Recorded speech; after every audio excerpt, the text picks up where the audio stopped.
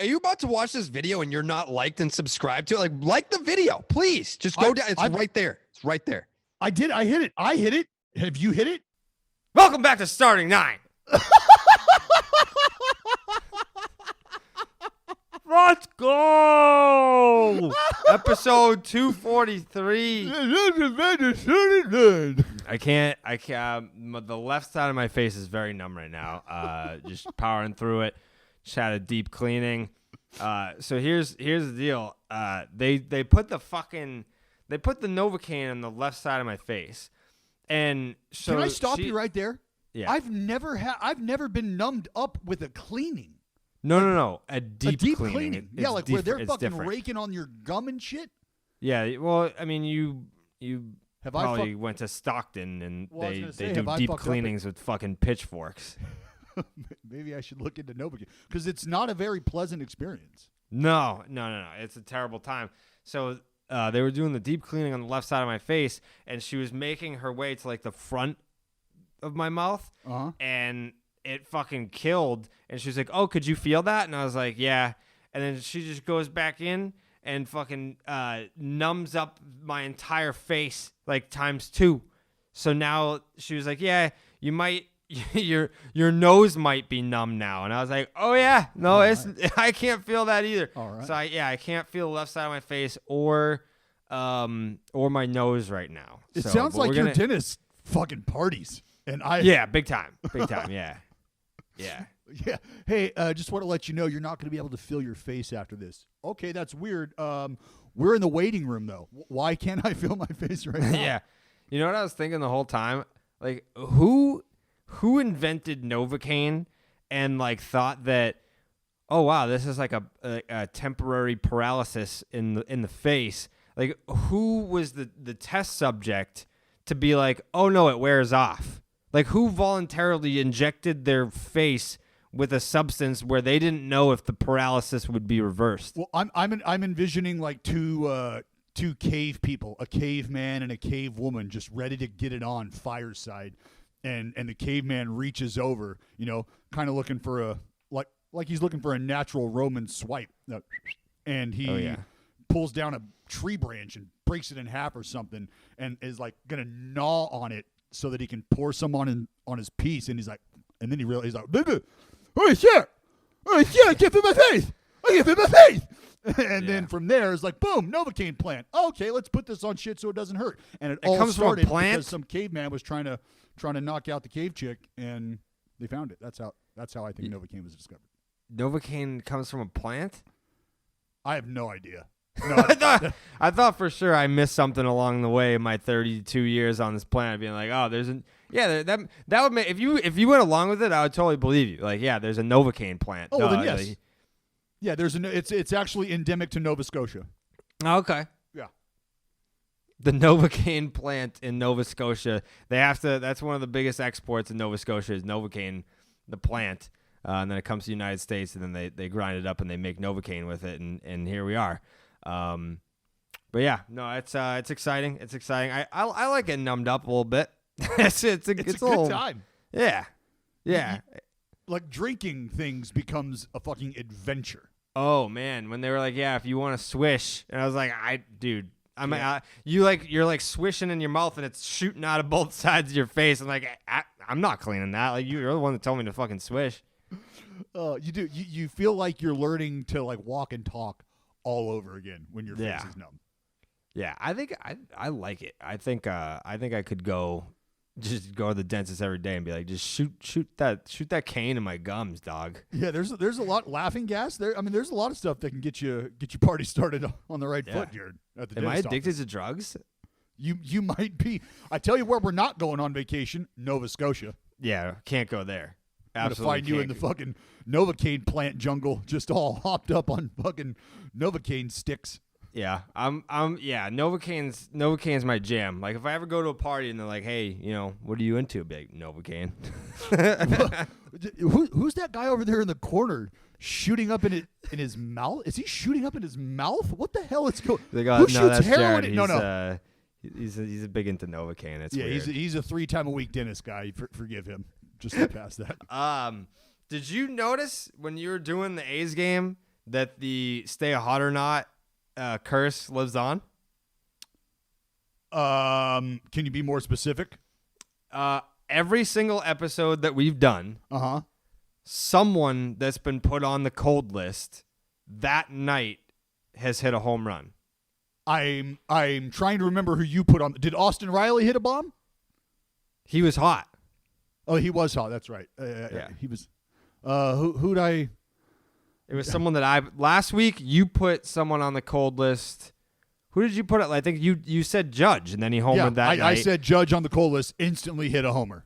Yeah. There's been Giancarlo Stanton was on the cold list. He instantly homered. Last night, Jared Kelenic was on the cold list, instantly homered. So that's your fucking fault. You put him on that fucking cold list, and you're a dickhead for doing that, knowing where he'd be playing. Yeah. That's just an asshole move by you. That's fine. So we need to dive deep into the numbers, and I think the curse might even be alternating. Like, I think it might be every single Monday, listen or watch the show, Stay Hot or Not. It drops around like 6 p.m. on Mondays Eastern, and Dallas and I, we throw out some nerdy shit. Who's hot right now? It was Tatis. It was Austin Riley. It was Trey Mancini. It was Jesse Winker, Nick Castellanos. And then we get into the guys that have been struggling. And when we put someone on that cold list, pretty much every single episode, someone from that cold list has hit a home run that night. And I think I'm starting to notice now that it alternates. It's not Dallas cursing them. It's not me cursing them. It'll be Dallas. It'll be a cold pick by Dallas. It'll be a cold pick by me, a cold pick by Dallas, a cold pick by me. But it's every single episode. Someone has homered that's been on the cold list. It's insane. That is you know what it is?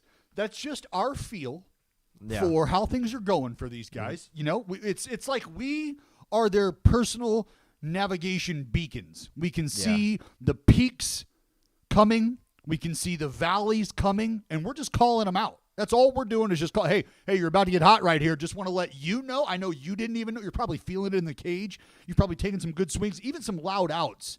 And I know what you're thinking, but I want to be here and confirm for you you're going to be hot. Mm-hmm. And then when things aren't going well, guys are struggling, we pay attention to that, and we ultimately are deciding, you know what? That guy, he's been struggling long enough. The road's been long enough.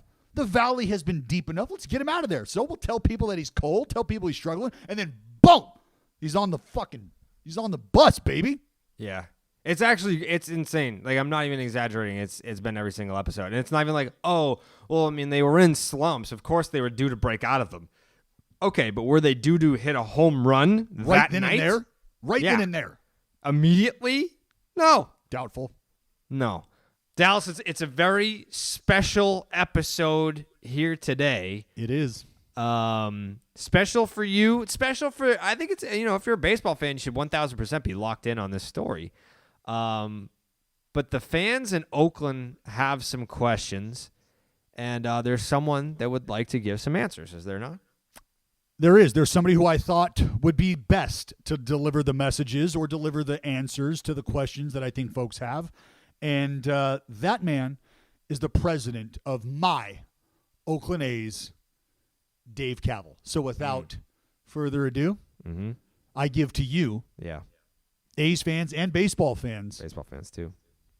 Dave Kaval. Fans, as promised, we are joined by a man that I have affectionately dubbed the Cavalcade. Dave Kaval, the president of the Oakland Athletics. And the reason that name, that nickname came about is because, Dave, I have been there shoulder to shoulder with you at the state capitol in Sacramento. I have been there with you in some lower level conversations, been there shoulder to shoulder with you in front of rallies, talking to fans, expressing the desire to not only stay in Oakland, but to give the fans in the community what they're looking for in the ballpark. And we all understand the effort that's being made collectively to get there. As we sit today, yourself, as well as some other front office members, are in Las Vegas, Nevada, on what we can call a fact-finding mission, just understanding where things have gone and where we're at in this plight to get us to where we want to be. If we don't have a home, we got to find a place to put a home. And that's what figuring out where these things can happen is all about, which is why you're in Vegas. So we'll just start with, how has the trip gone thus far? And are you finding the facts that you think can help continue to make an informed decision? Well, Dallas, thanks so much for having me on the podcast. Really appreciate you and the guys having me on to give an update on where things are. As folks know, the commissioner came out recently over the last couple of weeks and was very clear with the A's and really the different communities that, we have to start looking at some other options beyond Oakland. It's a difficult message for our fans to hear that. But, it's been almost a 20-year saga to try to get a ballpark built in the Bay Area. And so while we're continuing to work with Oakland every day, negotiations, trying to get the waterfront ballpark approved, and we're still hopeful that we get a positive vote in August or in July, before the August recess, we have to start looking at other options just to know what's out there. And that starts with the fact-finding trip to Las Vegas, which I'm on now, meeting with, key stakeholders, understanding the marketplace, understanding how a stadium could work, and just learning. And it's very early stages, but it's important to note that it is a serious effort, and it's one that's being directed by the league. And it's one that is going to be important to ensure that we solve the quintessential issue for our franchise and for our fans, which is getting a new ballpark, because we just have to find a new home. Our existing facility is past its useful life. Unfortunately, it's been hard to keep those light standards. They've not been operating as well as we'd want. And, we're 15 feet below sea level, at least maybe 20 feet by now. So those are some of the challenges we face. This is, a path to hopefully find a solution that works for everyone, that actually, brings resolution to it. We know there's a lot of trials and tribulations that come with it, but we also know we have an obligation to everyone to actually come to some type of answer on this, and to do it as soon as possible. Well, and you mentioned seeking facts, pathfinding, and you, my friend, are a trailblazer in every sense of the word. Your impact has been felt in the Bay Area communities. And Dave, let's just get right to it, because last night, as A's fans are watching their green and gold do battle with the Seattle Mariners at the Coliseum, knowing that the front office is on this fact-finding mission to try to continue to educate themselves on the best possible move to make, there was a tweet that you sent out. And if I'm being honest, when I first caught wind of the tweet, saw the tweet, initially my response was, or my thought was, dude's having a great time. Look at the energy of that ballpark, or look at the energy in that barn, that stadium that they're in, the place that they're in, the facility. He's having a great time because the energy he's surrounded by. And knowing the conversations we've had, I had to believe, and I thought initially, which I still believe, this is coming from a place where he wants this energy in Oakland, and he knows that it can exist there in Oakland. And he right now is probably just really, really fucking excited about the energy he's feeling and thinking about this being present in Oakland. And well, our fans deserve that type of experience, and they deserve a venue that can offer that. And I've done everything in my power over the last 5 years to make that happen. Sure. And we're hopeful that can happen in Oakland at the waterfront, but it's out of our control. Obviously it has to be approved by the city council. Right. So in many ways, what people need to understand is, when people see a tweet or interaction, I'm communicating not only to our fans, but I'm also communicating to the elected leaders in Oakland to understand that, hey, it is go time. We're in the ninth inning, and we need to see if this thing can happen. We've put an incredible offer on the table. We think the waterfront ballpark can be tremendous, but we need a partner who's willing to take us there. And that may happen. It's like, I'm always been a very optimistic person, and we continue to fight for that every day. But by the same token, we've been directed very clearly by the commissioner's office to have other parallel paths in process. Because without that, we're running out of time, man. Like, you're there at the stadium with me. You see the light standards not working. You see the water overflowing. That's not an acceptable experience for our fans, for our players, for our community. that's unacceptable. And we owe it to everyone involved in this effort. I owe it to everyone involved in this effort to do everything I can to advance a new ballpark in a way that makes sense. Sure. And I guess what I'm asking is because I do have the benefit, Dave, of knowing you on a personal level. I do have the benefit, as I said, standing shoulder to shoulder with you and listening to your message to leaders, to city council leaders, to folks at the state capitol, to fans. I've heard it all. And I've got a solid feel for what we're trying to execute here, what you in the front office are trying to get done. So I guess my question is just to kind of isolate the feeling of the fans from what they saw last night.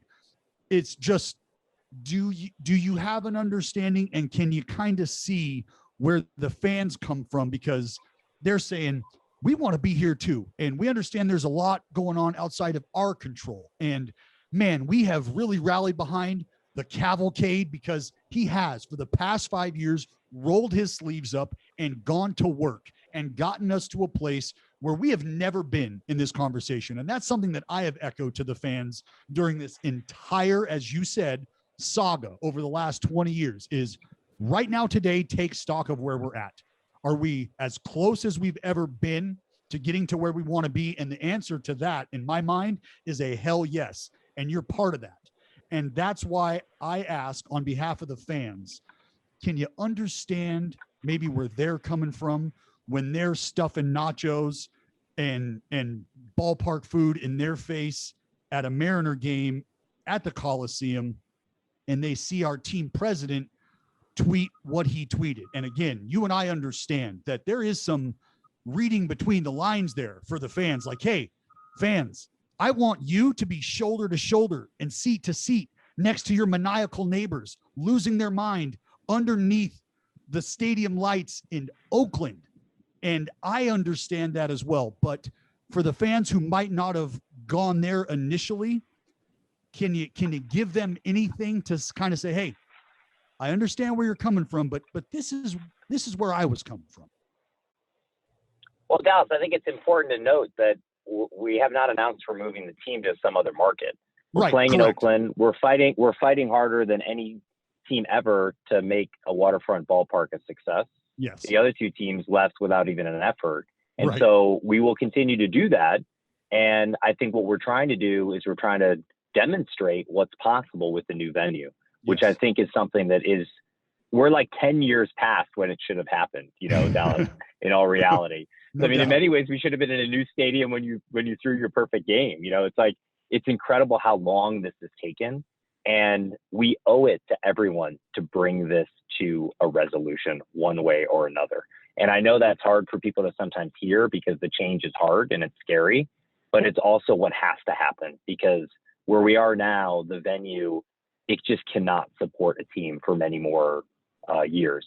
We only have a lease through 2024, and we need an answer. And we have some really good options for a waterfront ballpark that's privately financed, and we're hopeful that gets approved. But we have to look at what's happened and how long it's taken, and really understand that we need to have a couple options available.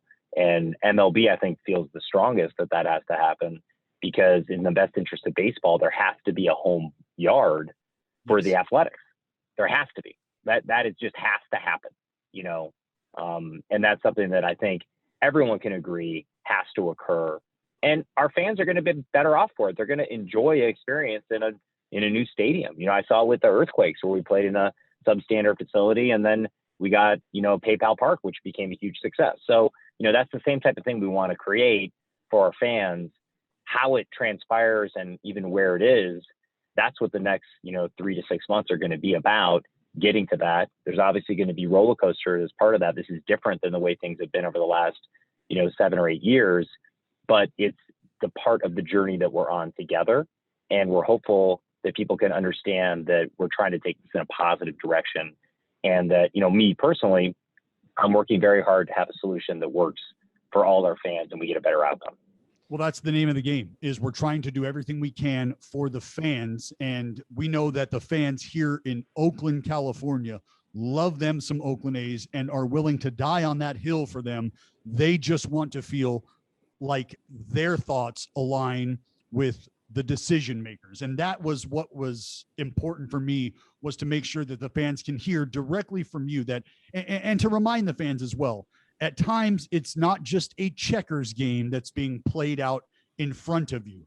At times there are people that are playing chess against other people that are playing checkers. And that's why I remind fans to read between the lines. So when they see what they see on social media, that can fire them up. Take 2 seconds and take stock and remind yourself of why you feel so passionately about what you're passionate about, because we wouldn't be here today without a lot of the effort on the behalf of yourself and the folks who are helping push this continued effort to get the fans what they want. So let me ask you this, because we know that July 20th vote is coming up. It's coming up sooner than later. As we are on these fact-finding missions in Las Vegas and potentially Oregon that we know about, and maybe others down the line, is there anything for the fans to read into should these fact-finding missions continue after that July 20th vote? Well, I think it's important to remember, and I've said this in other interviews, that, the only trip that we have planned is to Las Vegas.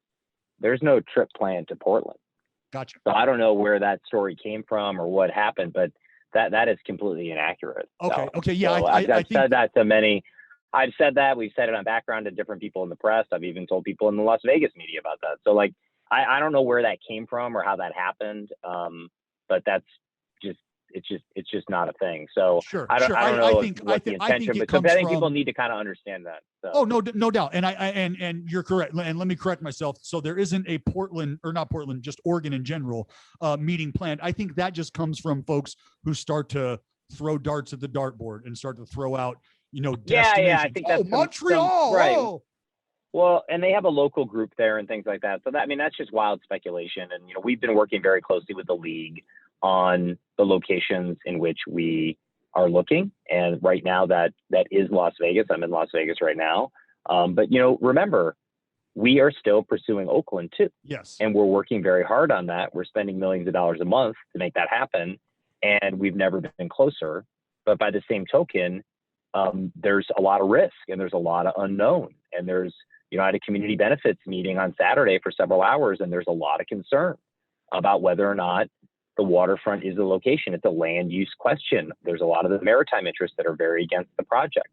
And all I would tell our fans is those people who are against the waterfront project, they are the happiest when our house is not in order and when there's internal strife, Dallas. And so keep in mind, we're going to have to stay together as a group, our fans, the front office, MLB, to ensure we get an outcome that works for our fans. And we're going to continue to do that. And we're going to push really hard to do that.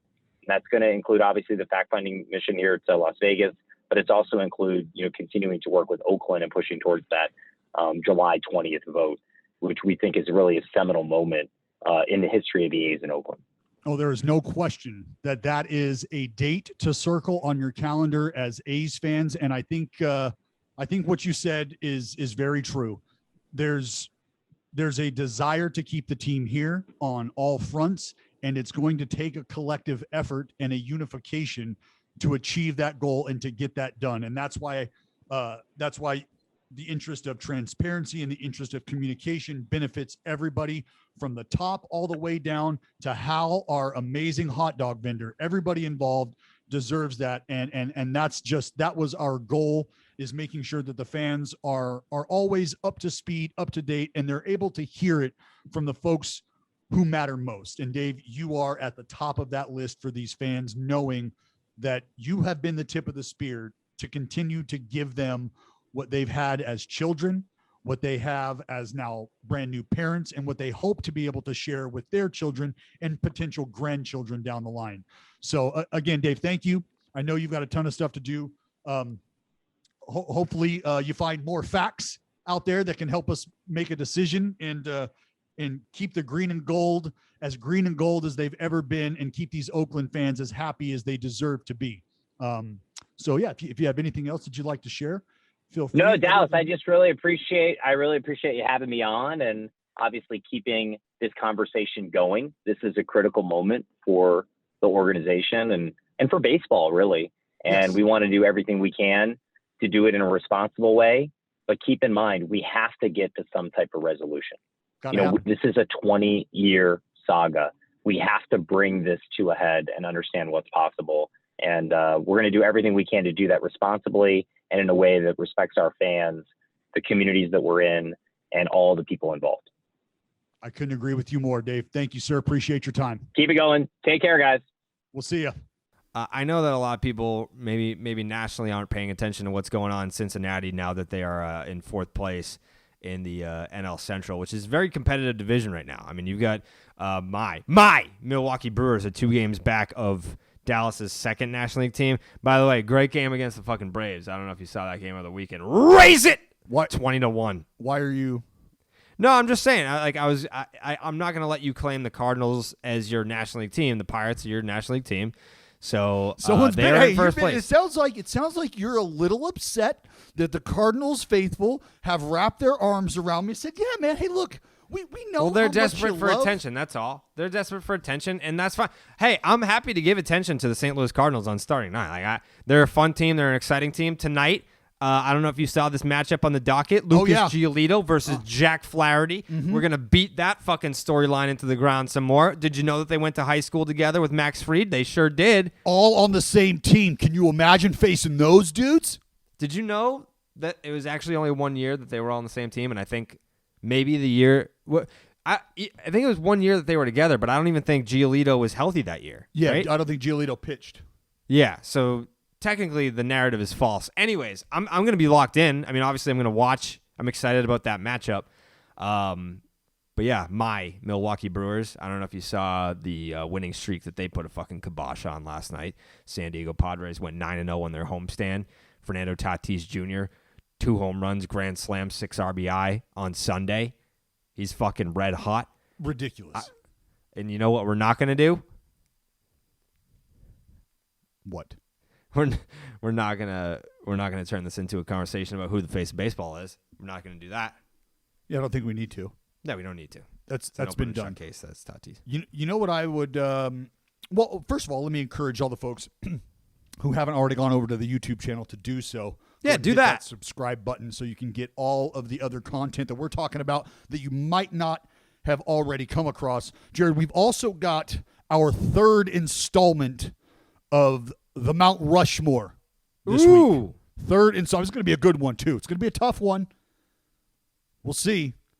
It looks like it is the Seattle Mariners. The slugging seamen. I feel like before we get to that segment, I'm just going to call it right now. There is going to be a glaring omission on Dallas's Mount Rushmore for the Seattle Mariners. A glaring omission. I don't think there's going to be. Okay. I don't think there's. I'm going to All make it right. You're going to understand, and you're probably going to go, you know what, dude? Fuck. You're right. You're fucking right. You're right. And so will everybody that's listening. And that's okay. That's okay. It's normal. It's totally normal. To think what you think and then listen to me talk and go, fuck, I was wrong. Can we get an update on your San Francisco Giants aren't going to sniff the postseason take? Yeah, you see where they're at? They're in 3rd place, but they're only a game and a half back. Look. Hold on. Put it this way. Okay, so do you want my take and you're going to give it to me? Well, no. I want to preface your take by saying this because I'm not necessarily disagreeing with your take. Oh, well, it sounds like No. you know what? That was it was a very different song and dance, my friend. I think that from 2 months ago. No. I think saying that they're not going to sniff the playoffs is too strong. They might miss the playoffs, but the Padres and Dodgers being plus 73 and plus 72 in the division, like they're 2 monster teams. The San Francisco Giants are a plus 47. Like they would probably be in first place in any other fucking division other than maybe the Central, the AL Central and the AL East. That's it. Like they'd be in first place in any other division in the National League. Okay, well, hang with them. They're not in any other division, and that was my number 1 point is... Well, I'm just saying that they're a good team. They might miss the playoffs, but they are a good team. Well, hey, so if you want to keep backpedaling, keep backpedaling. Maybe I'll adopt the Giants. I just want the Giants fans that listen to this podcast to have a voice, and I will say That you saying they won't the key word, the sniff. buzzword here, Sniff. the trigger word is sniff. Yeah, trust me, that got a lot of folks in that clubhouse riled up too. Yeah, if that you can say they might miss the playoffs, but they won't sniff the playoffs is a way to say that team sucks. There's No. chance. That wasn't a way that, and I can understand how that could be perceived that way or processed that way. That was not the intention of the statement to say that Clarify, team please, for the folks. sucks. That was not it at all. It was merely drawing attention to the other teams that are in that division. And then from there, we can move on and talk about other teams outside of that division that could potentially threaten the Giants' wild card hopes, because that's what their playoff hopes are, is they are a wild card dream. That's what their playoff hopes are. And that's what I was saying. Who's in that division? The Dodgers. You guys just want to act like the Dodgers are going to be that team until fucking September? I can't do that.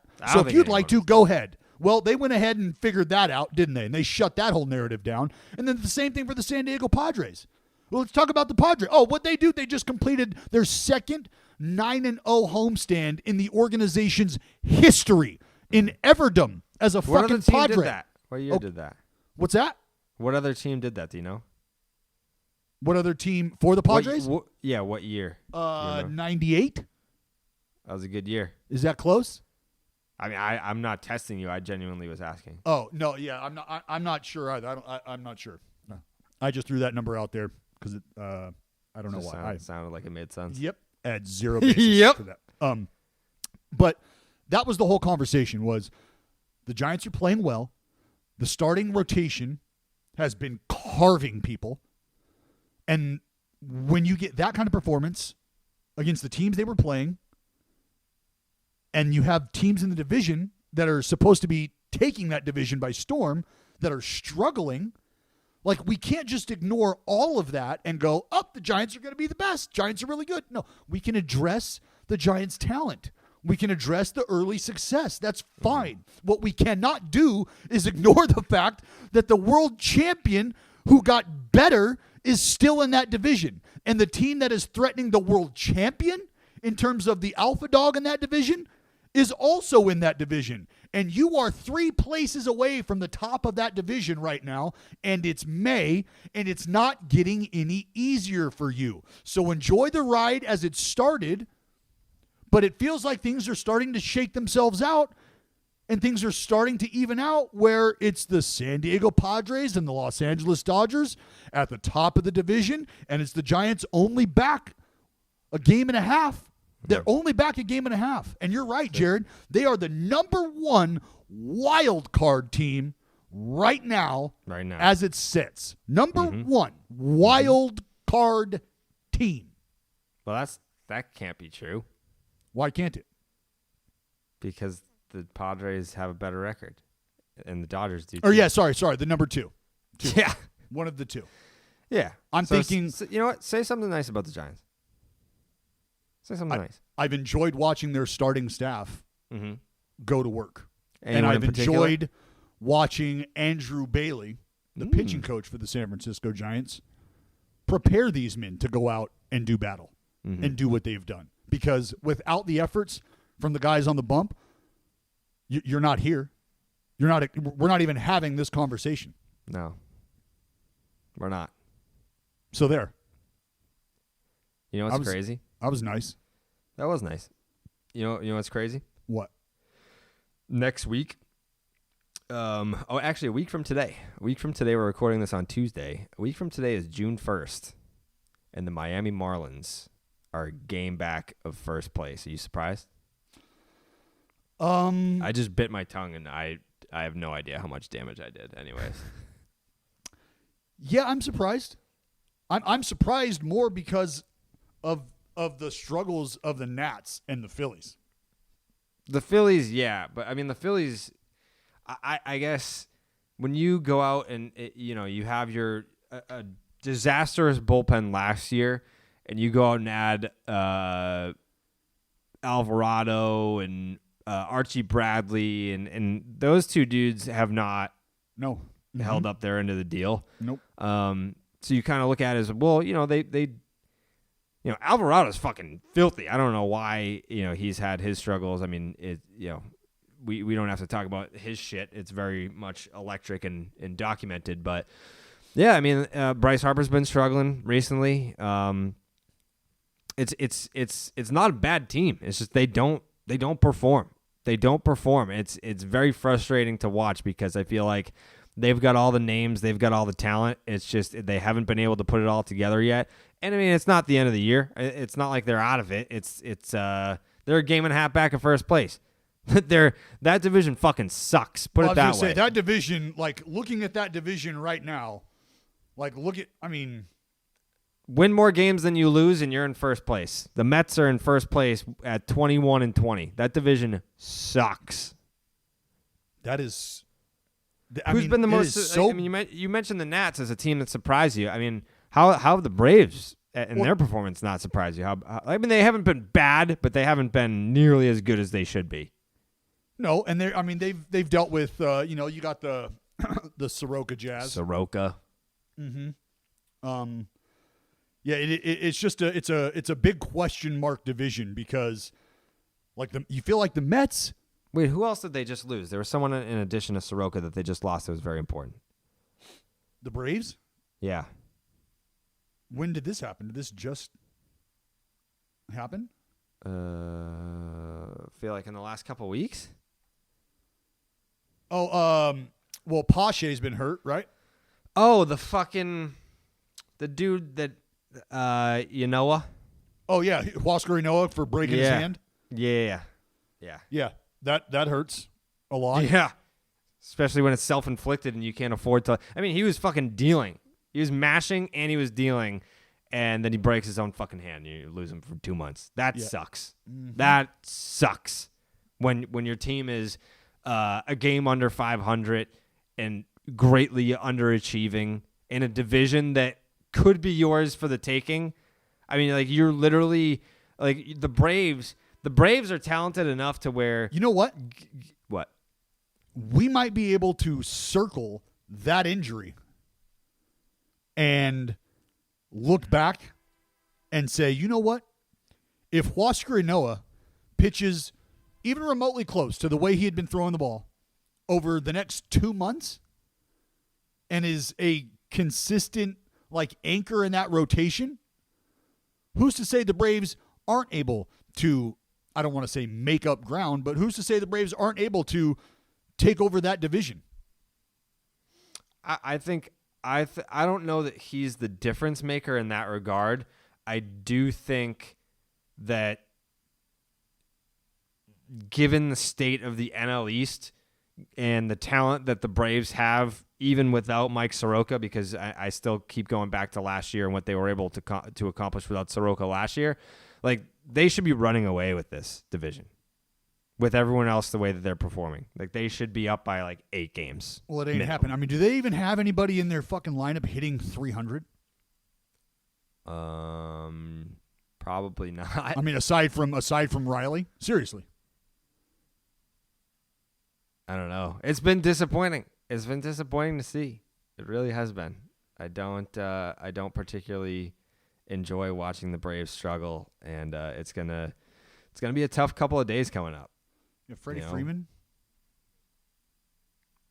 How many homers he got? 13? 14? Max Fried's hitting 364. Not a baby Maxie. Swing it, athlete. Yeah, that division. He owes me one. Max Fried owes me one for losing to me in rock, paper, scissors. He has to go into the batter's box and do Nomar Garciaparra's pregame ritual. When are we going to get that? Are we going to wait for Max Fried to be on Sunday Night Baseball, starting on Sunday Night Baseball for that to happen?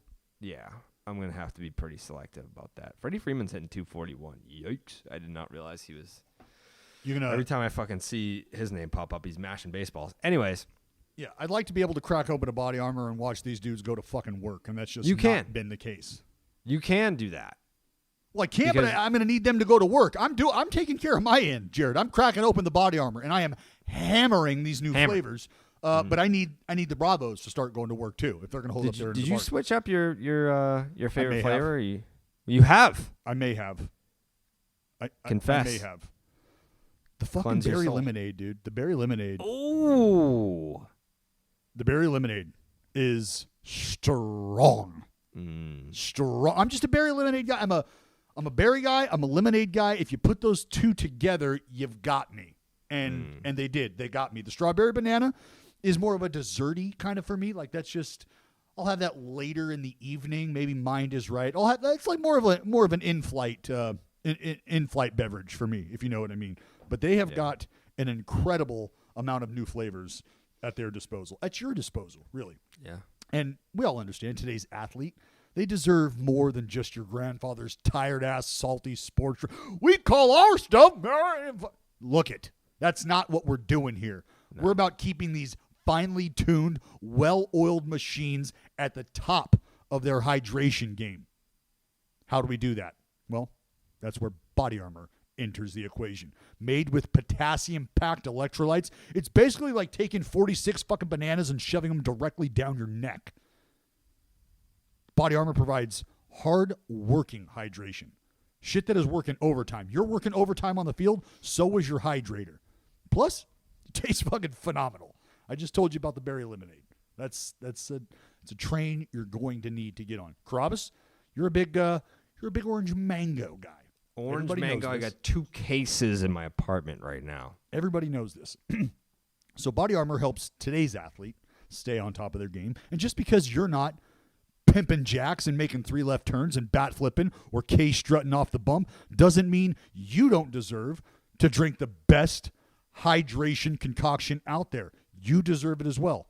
Potassium-packed electrolytes, antioxidants, no fake shit, no artificial sweeteners, flavors, dyes, any of that bullshit. Shit's made with coconut water, people. Come on. B vitamins, shit tastes great. Summer right around the corner. You tell me another way to satiate your thirst. Huh? Yeah, running out of ideas? Well, I'm not. I got a shit ton. Strawberry banana, fruit punch, orange mango, tropical punch, goldberry, that's new. Blue raspberry, also new. Berry lemonade, that's the train you're getting on because I told you to. Watermelon strawberry, pineapple coconut, blackout berry, holla. That's more of a Sunday recovery drink if you know what I mean. Blackout berry. Mixed berry. Folks, you've got all this shit at your disposal and you're not drinking it. Why? Can somebody please tell me why you're not? Do you know that all flavors of Body Armor are available right now for order on Amazon? Every flavor that I just rattled off to you, that shit's available right now. So the fact that you're not already on the interwebs locking this in, mind-boggling to me. Make it happen. Body Armor. It's going to make it happen for you. Body Armor makes it happen for me every day. But there's one detail that you forgot to mention when you talked about me being an orange mango guy.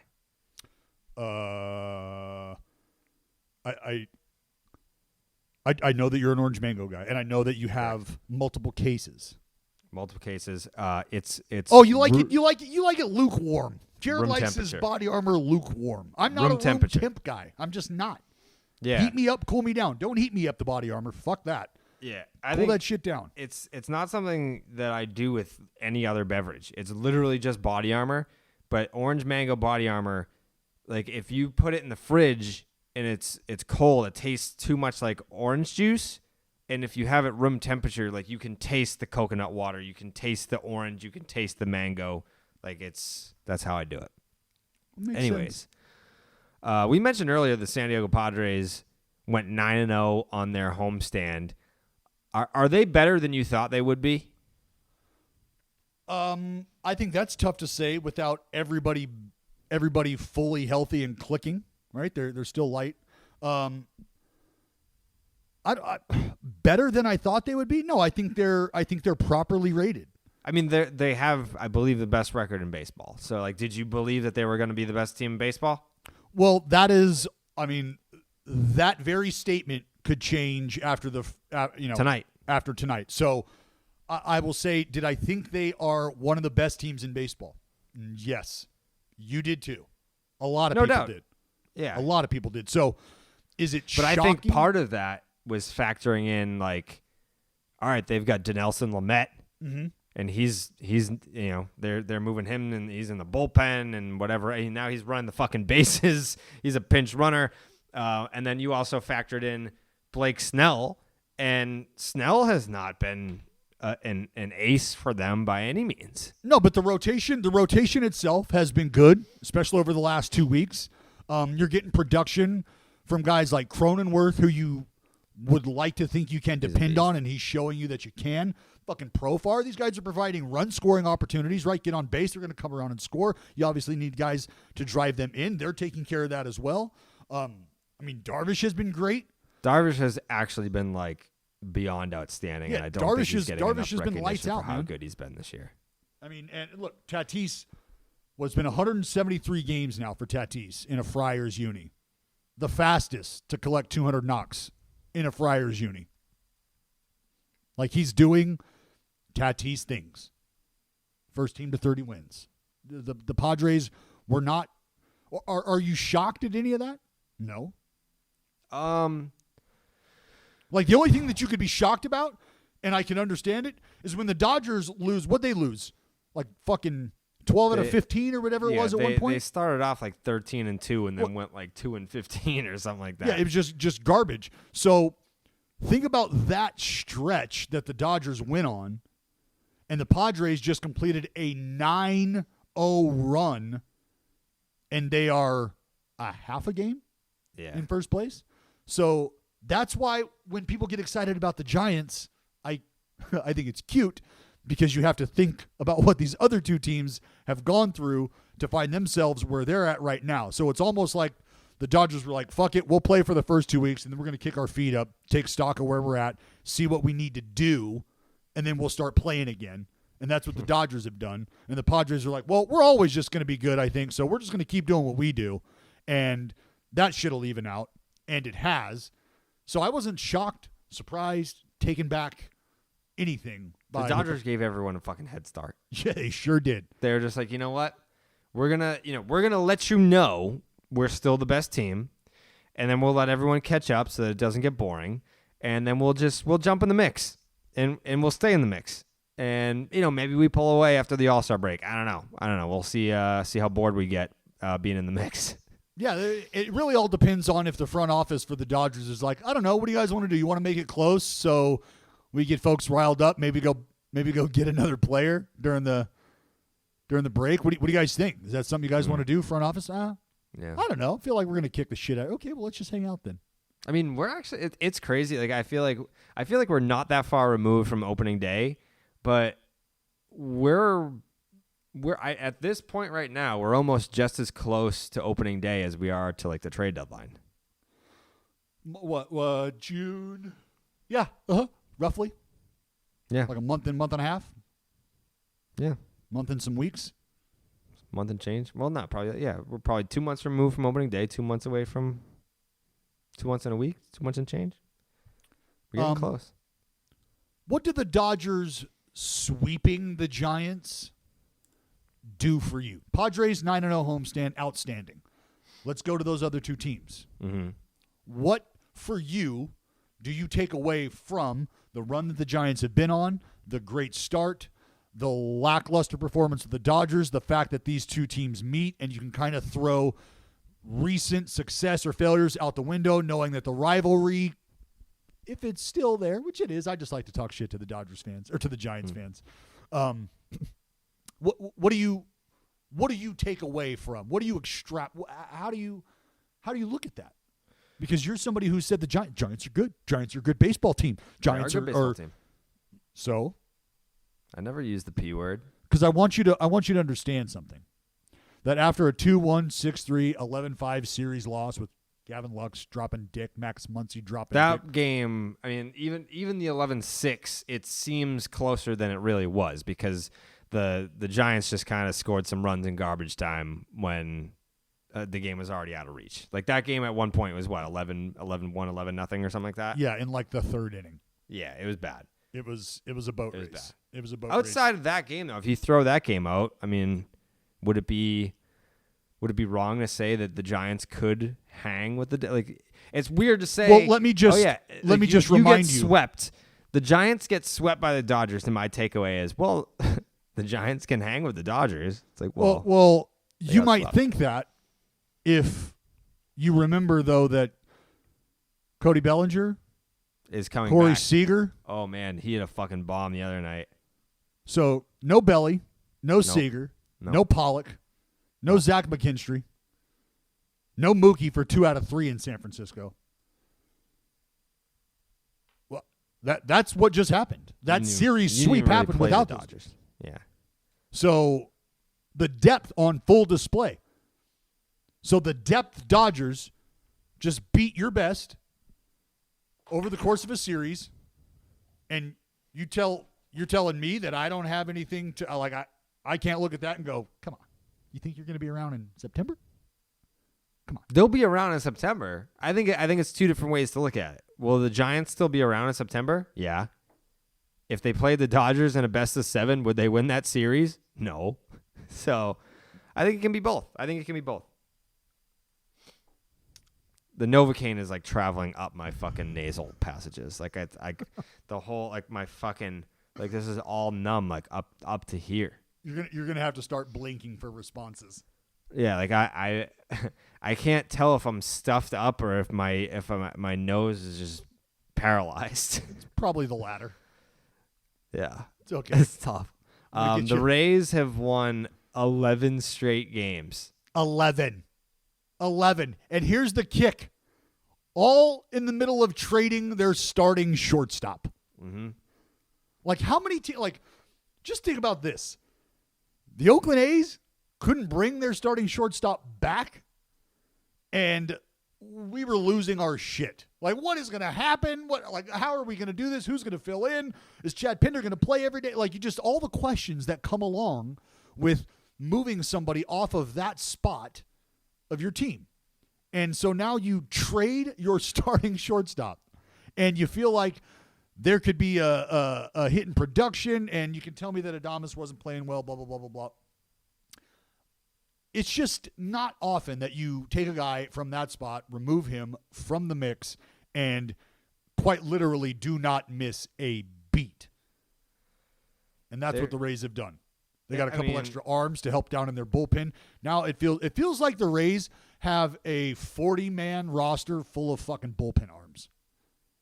Ask me if I'm surprised. What? You should not be. Are you surprised?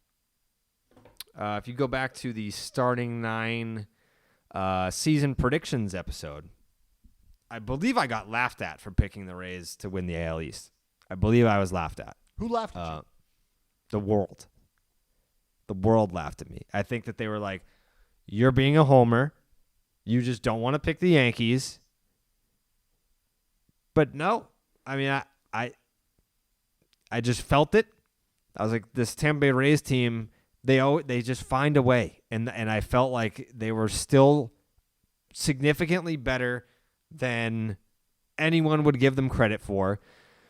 To my knowledge, I mean, they're the only team that really does the bullpen game effectively. Like others have tried, many have failed, but the Rays will still just throw it at you and just say fuck you and beat you that way. But yeah, I mean, it's a team of like, do they have do you want to call Randy Arozarena a star yet? No, I don't think he's a star yet. I think he definitely has star potential, but they're a team that very much lacks stars, and they're just fucking good at baseball. Not good in the playoffs, but they're good at baseball. Well, I mean, you don't necessarily need that star per se. I mean, they're doing things. Well, Tyler Glasnow is a star. What's that? Tyler Glasnow is a star. No, he is. I don't know about that. No, he's a star. But for them, what was his line against the A's? What's that? What was his line against the A's? I have no idea. He got smacked. That's gonna happen. But the Rays are doing it in different ways. Their success comes in different ways. I think they've had 6 come from behind wins. The Tampa Bay cute. Rays. I think the Red Sox have like fucking 6 17. come from. No. Actually, is that right? 6. Hold on, let me look this up. Yeah, they've come. Oh no, during their 10-game winning streak. Yeah, that's right. or 11-game winning streak, excuse me. They've come from behind in 6 of those games and being down by 2 runs or more in 5 of those games. Perseverance. Their last at bat meaning something. They're not giving shit away. But to your point about the bullpen approach, it is something that the Rays are not afraid to do, not going to shy away from. They just play a different brand of baseball, man. They do. And it works. It works for them. So credit to me for picking the Rays. I'm not saying that they've got the division wrapped up. I mean, there's some really good teams in the American League East. The team that's been in first place all year, best record in baseball has had a majority share in that. And then the Yankees are there too. The Yankees swept the White Sox, and I was very surprised that they didn't at least get a game. I'm not saying the Yankees shouldn't have taken 2 out of 3, won the series. I was very surprised that the White Sox got swept. And what I took out of that is, not to upset White Sox fans here, but I think this is something that maybe they were thinking in the back of their minds themselves, and they were just hoping it wasn't true. But are the White Sox a product of just being in a not good division? I think it's a combination of them having talent, them being a good team, and maybe not having a ton of threat. Does that make sense? The White Sox don't have the best record in the American League, but they have noticeably the best run differential in the American League. Like when you stack the White Sox up against the Astros, the A's, the Rays, the Red Sox, the Yankees, where do they fall in the pantheon of American League teams right now to you? Not based on record, we're talking strictly talent. Like if you were to have, first place, second place, third place, fourth place, like where do the White Sox fall right now in the American League? Are they a top 5 team? Yeah. Ooh. You don't have them as a top 5 team. No, I think that's probably right around where they're at. You think they're 5th? Well, power rank the top 5 teams in the American League right now. Oh man. Well, I think the Rays are near the top. Yeah. Red Sox. Yeah. You know what's also crazy is that I like my Oakland A's. I'm sure you do. The A's offense has been great. I think they've been very much underrated. But we haven't hit for shit, and that's the thing is we've won ball games, like with the run differential the way it is. We've won ball games with a very important knock at just the right time. That's how you are where you're at in the division with the run differential looking the way it is. You get the timely knock. And that's what the A's have done. So it's not like they've just kicked the shit out of people, bludgeoned the baseball. That's not been it at all. They're hitting homers. There's no doubt about that. They're crushing homers. But as far as just like handily beating the pants off people day in and day out, that's just not what's happening. No, it's not happening. But I want to give credit to the Rays. The Astros? You look at the Boston Red Sox, their lineup, what they do to people. They beat the shit out of teams. And they scored 249 runs this year, the Red Sox. The Tampa Bay Rays, 249 runs. They've scored the exact same amount of runs as the Red Sox so far this year. Yeah, it's crazy to think about. The What's Yankees, the run differential difference? plus 50 for Tampa, plus 47 for Boston.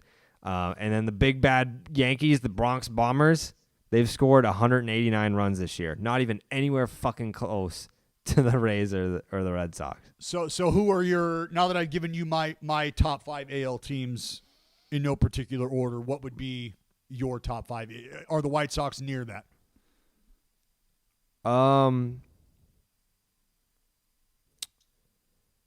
I think it would be some combination of Tampa and Boston, Houston, Oakland, and there they are. And the White Sox, yeah. And there they are. See? So it's like right around that 5th spot. I know Yankee fans are freaking out, but it's like, dude, they have not, like, I understand their starters have been great over the last week or so, but I mean the Yankees have not. It's really just been like a fluke run for their starters. Like Jordan Montgomery is not going to continue to pitch this well. Neither is Corey Kluber. But yeah, I mean, like if you want to, if we're not talking about who's hot, that sounds an awfully lot. That sounds a lot like my take with the Giants. Oh, so they're pitching well, but they're not good. That's not going to happen. That's not going to sustain itself, Jared. Or is that what you're saying? Yeah, I don't think it's going to sustain itself. No. Well, I mean, like the Yankees is an extreme case where their starters haven't given up a run in like 35 innings. Like obviously a 0 ERA is not sustainable.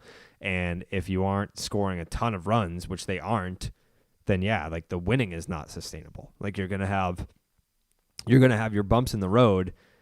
You can't bank on your rotation putting up a 0 fucking ERA the rest of the way and then scrapping across a couple runs and trusting that Liam Hendricks is gonna walk a guy to lose a game. Speaking of that, are you going to take a moment to celebrate Mr. Judge, my fellow 209er, to celebrate his big walk-off moment? No, I'm not. No, still doesn't have any walk-off hits in his career. What a tough. He doesn't. I mean, I'm happy that Jameson Taillon's pitching better recently. He's been pitching better recently. I mean, Corey Kluber, all credit to Corey Kluber. I mean, I know I wasn't one of the people that said that he was going to have like a 5 ERA or something like that. I thought he'd be okay. I thought he'd be like, what? You're already down on Corey Kluber's no hitter. You can't give credit to Corey Kluber. You've I'm already down on no hitters. His no. I'm down on no hitters in general. But yeah. By the way, the people that follow Starting Nine on Instagram, do any of the people actually listen to the show? I feel like it's just like a bunch of angry people that don't actually listen to the show and they just follow it because it's a baseball page. That's a strong possibility. I'm going to say 87% of the followers. Probably. I would say 80% of the followers do not listen to the show. Yeah. Yes. Yeah. Yeah. There's just a bunch of fucking assholes on that page. I'm here for the 13%. I love each and every one of you. Yeah, you guys are the best. But those motherfuckers that just follow the page just to be assholes, it's insane. What are you upset about, Jared? Who hurt you? Oh no! Like we just put up the quote card about how I said that I was over no hitters because Corey Kluber threw one, like very clearly, like tongue in cheek, and the amount of people that just said a bunch of like nasty shit. I'm just like, all right, so you don't listen to the podcast or have any idea what a joke is. Anyways, the White Sox would probably be my number 5 team now. All right, fair enough. I'm glad we were able to come to an agreement on that. Yeah, I feel like that's one of those things it's going to linger. Like that's going to linger, and then they're going to win a round or two in the playoffs, and everyone's going, we're the number 5 team. Like, listen, I'm not rooting for you guys to not be a top 3 team, number 1 team. That'd be nice. I'd be happy to see it. But just, going over, it's a gut feeling mixed with, analysis with numbers. There's 4 really teams I would put above them simple, right now. Like it is as simple as taking basically the top 2 teams from each division and figuring out, okay, which one of these guys, which one of these guys, which one of these guys. Yeah. You do that with the East, Tampa and Boston. You do that with the Central, Chicago and Claire. Nope. And then you do that with the AL West, Oakland and Houston. And it's like Houston's 2 games back. What are they? 1 game back, 2 games back? 1 game? 1 game? It's tight there, right? Yeah, it's 1 game. Yeah, it's going to be a dude. I'm here for every minute of this year. Every fucking minute of this year, because I believe the A's finish the season 6 out of 9 with the Stros. Ooh. 6 out of the last 9 games with the Stros. So it's a blessing and a curse, because if you're a fan of the long season, it's like you better hope that you're 6 up heading into that fucking weekend, right? Or that stretch. Mm-hmm. You better hope. And if not, then get excited, because your entire season, everything you've built up until that point, could potentially come crashing down. Yes, it could. Fucking love that. Do you? Love that. That is what that's why, why are you excited to get up in fucking May? Why are you excited to get up in June? Why are you in the gym 2 hours early in July? It's because you know those days, the dog days, are coming. And can you man the post? Can you be prepared for that run? Fuck yes. Give it to me. Give me a 5-game lead with 6 to go on either side. Maybe we got to make up 5. Maybe we got to hold them off. I don't give a shit. But that is exciting as hell. I can't even imagine what it must be like for you to broadcast like that series if it were a situation where the season was on the line. I mean, like, Dallas is a honk. Like, he's a baseball fan, but I think if he actually had to broadcast those games with the season on the line, I don't know how, because they don't, like, the one thing that I love about playoff hockey is that the local broadcast team will get like the first few rounds, so you get that local flavor in the biggest games of the season. They don't do that with baseball. I can only imagine what you would be like broadcasting an A's playoff series. Well, look, I've said it before, and I'll say it again. Part of my job, the way I look at things, is I'm lucky enough to have people watching a ball game with me. You need to know about everybody on that field. You've already tuned into us. You know about our guys, and I'm going to slob all over them.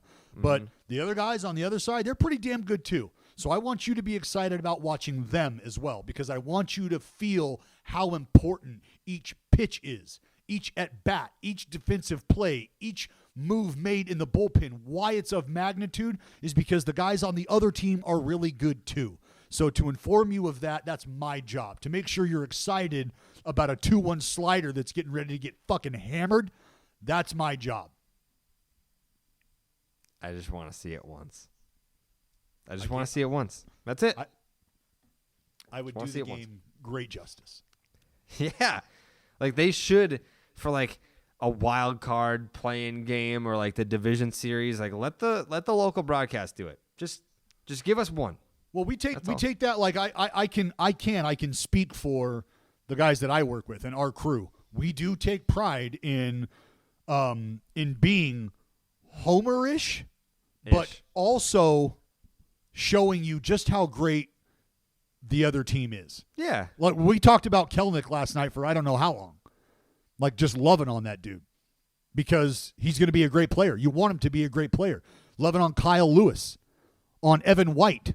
Like, all these dudes who are going to be of huge impact. Logan Gilbert, who goes tonight for the Seamen. Like, let's talk about these dudes. Let's put them on your radars, because if you're watching this because you know me from starting 9, and now we've got a ball game on where you're checking out West Coast baseball, people in the Pacific Northwest that you would otherwise not even hear about, well, thanks for tuning in. Appreciate you, but I take that seriously. It's now my job to teach you a little more about these dudes who you might not see again for fucking 2 weeks. You guys do a great job. I mean, I told you that before. I listened to the A's broadcast of the Red Sox get a 7:00 game, and it gets over by like 10:30. I'll throw on the A's broadcast. It's a good time. We have fun. You guys have fun. You guys do a good job. You know who else does a good job? Kraft. Sure do. Kraft Mayo. They're celebrating one ultimate Mayo lover with a Mayo endorsement, complete with a $10K signing bonus. Head on over to Kraft Mayo's Twitter and Instagram at Real Kraft Mayo to check out the action and vote for the winner and the Kraft Mayo endorsement draft. And that is presented by Kraft Mayo, the Mayo of mayonnaise. It is the Mount Rushmore segment. Today's team will be the Seattle Mariners. And actually, you know what? You know what, Dallas? This is going to be fucking harder than I thought. No, it's not. It's really not. It's really not. It's no, really it easy. is. It's really easy. No, it's not. It's super easy. So we've already done the D-backs. Yep. See, look, I can already see where you're going. Thank you. That's why it's easy right there. That's why it's easy. Do you want me to walk you through why it's easy? No, I can take care of this in 30 seconds. Someone tweeted me the other day, and they were like, if someone appears on one team's Mount Rushmore, are they exempt from being on another team's Mount Rushmore? And I said, no, because once we get to Nolan Ryan territory, then I would imagine Nolan Ryan is going to be on more than one team's Mount Rushmore. I didn't think of Randy Johnson. Like, Randy Johnson undoubtedly is, like, if you were to power rank where Randy Johnson could appear on organizations' Mount Rushmore, the D-backs are number one. I know that he had outstanding success with the Seattle Mariners, but the Cy Youngs that he was racking up in the desert, that's what gets you on the Mount Rushmore there. But so let's just Griffey. You don't get to say all that and then throw out a but and then fucking take a left. No, but what? But that doesn't mean that he doesn't have a case. Okay, that's fine. For the Mariners. That's cute. He can have a case. He can have a case. Griffey. Yes. Check. Ichiro. Check. Say it. Edgar. Check. Say it. Put a crown on it. Put a crown on it. And then don't King go the other way. It has to be. It has to be King Felix. Oh, thank you. That's why this exercise was not difficult at all. That's why this exercise was very, very simple for me. Quite simple, in fact. There's no way you can look at that list and think that any other 4 deserve to be on that list. And we can start with your Randy Johnson dilemma. 1 Cy Young for the Seamen. 4 for the fucking Snakes. No a doubt. co-MVP championship in the World Series for the Snakes. Well, it's You're not a gonna go rule ahead that and sit you on can that. appear on more than one team's Mount Rushmore. You can. That's why Randy Johnson is appearing on the Diamondbacks Mount Rushmore. And this is because of what Felix has done for the organization, what Felix has meant for the organization. Remember when I told you that romance will absolutely play a part in my decision-making process in this? Who else did Felix pitch for, Jared? The Orioles. For about 6 minutes? Yes, The fuck out of here with that. You know who Felix Hernandez is. And there's no other hat to put on Felix than a Mariners hat. 15 seasons. Cy Young. And 3 top 5 Cy finishes. ERA champion. perfect game. 2 times. Perfecto. This guy, Carrabis, almost for 5-6 straight years, averaging over 225 innings a year. Averaging a 2.83 ERA. I'm not Averaging objecting. over 220 strikeouts. Averaging. Yeah. That's who Felix Hernandez is. So, Randy, do you deserve to be in the... Yes, I can't... Of course you deserve to be in the conversation. But, Randy, because I've already chiseled your fucking grill onto a mountain out in Arizona, are you okay with stepping aside here and putting King Felix up on that fucking mountain? I think RJ would be someone that would acknowledge that King Felix deserves to be up there over him. I think he would as well. And I'm not gonna lose sight for 1 minute. Why would he be okay with it, Jared? Because he already has one in Arizona. You're goddamn right. And that makes it a hell of a lot easier. And now we can't, I'm not going to be the asshole who just doesn't acknowledge the other potential names that could be on there. Randy being one of them, A-Rod being the other. But for me, it stops at Griffey, Edgar, Ichiro, Felix. That's your Mount Rushmore. Those are the 4 dudes that if I felt like fans were going to rally around 4 people on this list, who would they be rallying around? They'd be rallying around those 4. Yeah.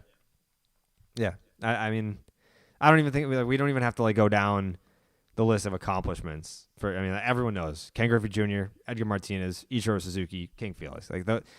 There's no debate here. There's none. I thought you were going to come at me a little stronger with your A-Rod bullshit. No. Okay. No. I just think and I knew your Randy argument was going to be what it was, and I'm glad that you could see the forest through the trees. Yeah. I just as it pertains to A-Rod, I just find it difficult to acknowledge that there is the greatest shortstop of all time, 696 career home runs.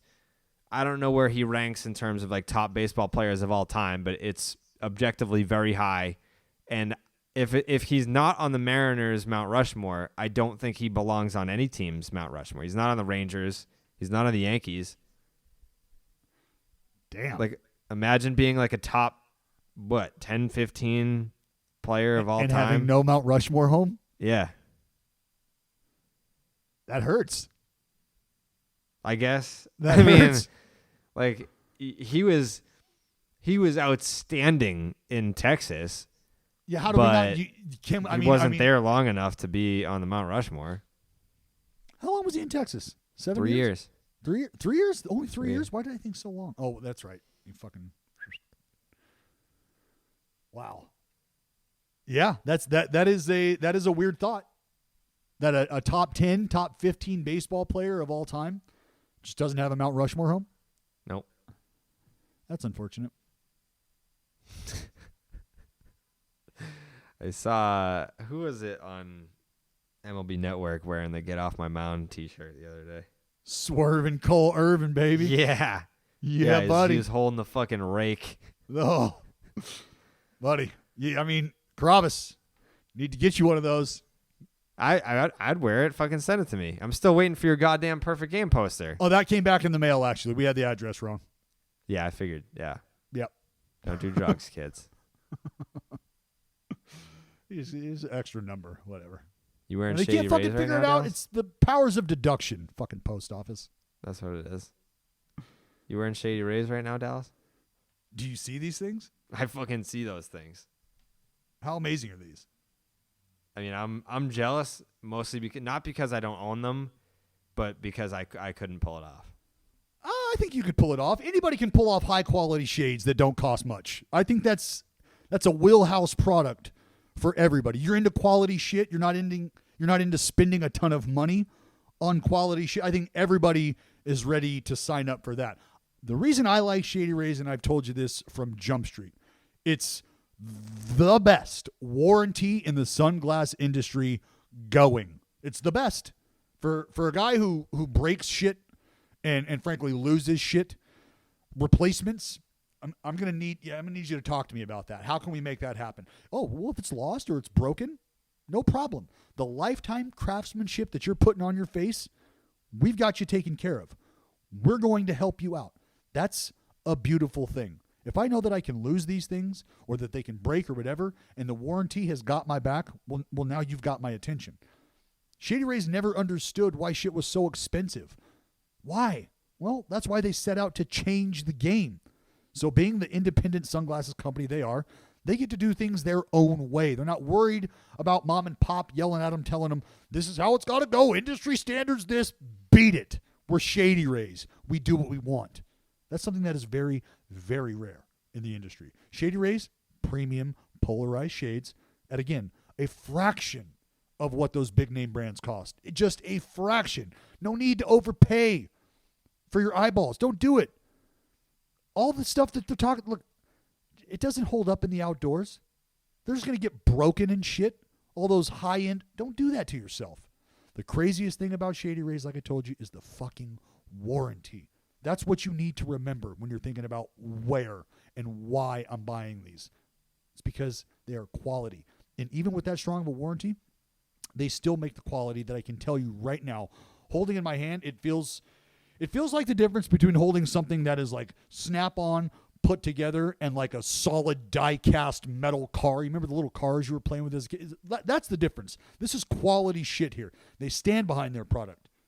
And they told our team, look, anyone has a problem, they throw the profit out the window and make sure that you get what you need. So right now, you can change the way you wear sunglasses and join the team that has had your back since day one.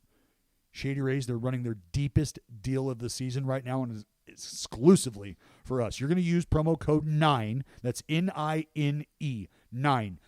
50% off, people. Half off 2 or more pairs at shadyrays.com. So yeah, buy one, you get one free. That's how that works. You can get 2 pairs for $48 on top of that kick-ass warranty. Remember, 2 pairs, $48, kick-ass warranty. If you lose these things, you break them. It's lake season. It's river season. It's floating season. It's fuck my sunglasses at the bottom of the ocean season. How do I fix that? You check into ShadyRays.com. You plug in the 9 code for 50% off 2 or more pair, and you enjoy your fucking summer with no worries about losing your shades. Play a little pepper quick. Bing, bing. Jacob deGrom's coming back. Played against the low A. I think it was the Cardinals, maybe? Yes, the Palm Beach Cardinals. Yeah, that was tough. That was tough. I mean, the image that stole the show in that clip of Jacob deGrom throwing 102 miles an hour to a dude in low A ball was the dude on second base, like dancing down the fucking line where it's like, Jacob deGrom's not paying attention to you, dude. Like he's not out here trying to get a dub. He's just trying to get his shit in. And this guy's dancing down the line, threatening to steal third base. Like whatever, guy. I promise, get your bag. if that guy was at first base, deGrom would have just looked over at him and go, "Hey, do you want third? Like you just walk right across the diamond here. Don't have to go to second. Go stand on third. Go ahead, because that guy right there, he ain't fucking touching this. So go wherever you need to go. You want to go? I'll give you 2 stolen bases. Go ahead." That's what it was. And honestly, yes, it's a hardo move, but at the same time, it's like if you're gonna give me this free bag, I'm gonna take it because I'm trying to fucking see double A. I'm trying to see high A. I'm trying to see double A. So you know what? If you're gonna give me the bag, I'm fucking taking it. So deGrom returns to the first place Mets. Franmil Reyes. This one sucks. 5 to 7 weeks with an abdominal strain. I fucking love Franmil Reyes. I don't know if you saw over the weekend. He hit a bomb off of Kenta Maeda, and I want to say the stat was something like he was 4 for his last 4 against Maeda, and he had seen 4 pitches from him, and like 2 of them were home runs or something like that. Great. Yeah, we got Maeda hot, or not Maeda. We got fucking Franmil hot. Yeah, we did. We did. No, what's wrong with Maeda? He's out too, huh? Yeah, Maeda. He joins Franmil Reyes on the injured list. Adductor. Yeah, that's not good. Not good for the Twins. No, and for the folks, your adductor, that's inner thigh-ish region, not great. And for him, I believe that is his right leg, his right adductor, which is his drive leg. So think about standing laterally facing home plate, driving off the inside part of your inner thigh. Not feeling too good. Yeah, I feel like I could eat a punch to the fucking chin right now. That's what we should do. We should get you in the dentist chair, get you all fucking Novocained up, and then let's see the threshold of like fastballs you could take to the face without feeling the impact. See, that's a good idea until you just don't hit your spot. Well, no, but just put you like in front of a pitching machine at like 40 and then boom, off the jaw. Did you feel that? No. Okay. Crank it up a little. Crank it up a little. That's where I was. I wasn't, asking to be involved in that. I'd just be an innocent bystander. Well, who would be what pitcher? I mean, like a pitch it's a pitching machine. Still, I'm just pitching I'll machine just, would be just as wild as a pitcher. No, pitching machines that definitely ball right do into not. The fucking machine. They're not an exact science. Right into the jugs. I feel like your head's big enough. We could put it in the general region. I guess. I guess it's worth a shot. I don't know if I want to do it, but. And our boy Michaelis. Starting 9 alum, Michaelis. Another IL stint. This one, he came back. Yes, he came back, the made first one start start, he's made like, since 2019. Yeah. That sucks. Good comeback story. And now it looks like it's gonna have to be another comeback story. Part 2. Yeah, it's not ideal. Well, I mean, he hurt his because he had flexor tendon surgery, right? He did go under the knife.